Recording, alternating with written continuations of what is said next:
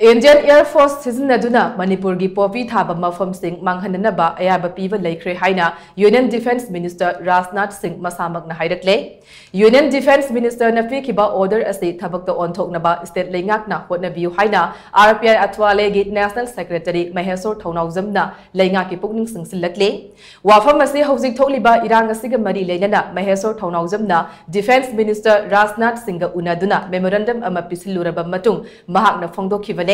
Defence Minister Unaruraba Matung Pangthokpa Pau gi mifam amada wa ngangladuna Mahesor Thaunauzamna makhatana hai tha manga subna thokliba irang asida India gi mapanda leiba lalhulup singgi khut yawi amade India da lan tauna ba khonai haiba NIA na thizinduna mi phagat pa laikhrabane masida mapalam gi sinku gi infiltrator singna lusingduna sangsilaki ba lan asida sinku gi MLA tarana su phongna support tawriba ase miyamna khanglibane aduna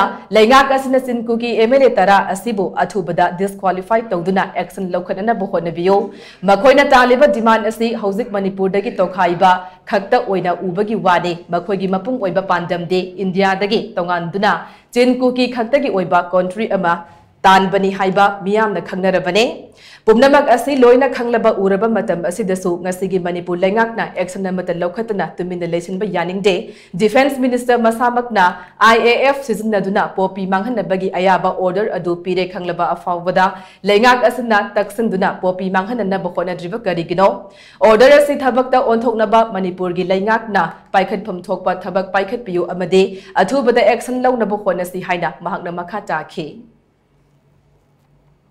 आज